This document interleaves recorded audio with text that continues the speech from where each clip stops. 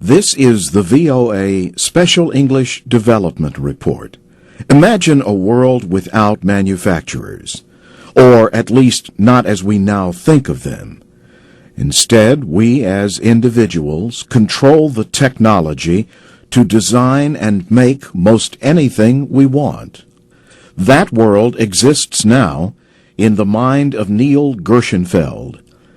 Professor Gershenfeld is a computer scientist and physicist at the Massachusetts Institute of Technology.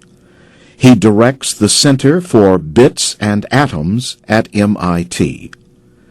The center is exploring the relationship between computer science and physical science. The work is receiving financial support from the National Science Foundation. Neil Gershenfeld wants to help developing countries create technological tools to solve their own problems. He says this is one way to bring the results of the digital revolution to the developing world. And many of those solutions might come out of personal fabrication laboratories, or FabLabs. So far, the center has set up about 15 of these laboratories around the world. Each FabLab comes equipped with about $20,000 worth of electronics, design tools, and computers. The labs are all similar, but they are put to use in very different ways. In Costa Rica, for example, students use a FabLab to develop new educational technologies. They also developed environmental sensing systems for farmers. In Pabal, India, villagers used a FabLab to improve the design process for diesel engines that are used for many purposes in the community. That was one of their first projects. A FabLab in Takoradi, Ghana, is developing machines powered by the sun for cooking and other uses. Developing countries are not the only ones with FabLabs.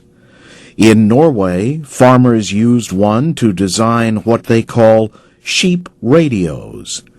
They wanted a radio frequency identification system to be able to follow a sheep from birth to market.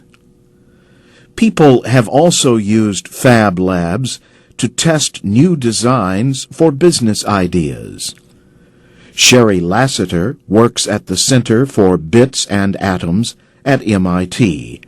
She says 3 laboratories recently opened in South Africa. The hope is that in the future, FabLabs will become economically self-supporting. They might even be able to design new versions of themselves to keep up with demand. In fact, Professor Gershenfeld imagines a time when personal fabrication laboratories are truly personal, a FabLab in every home. And that's the VOA Special English Development Report written by Jill Moss.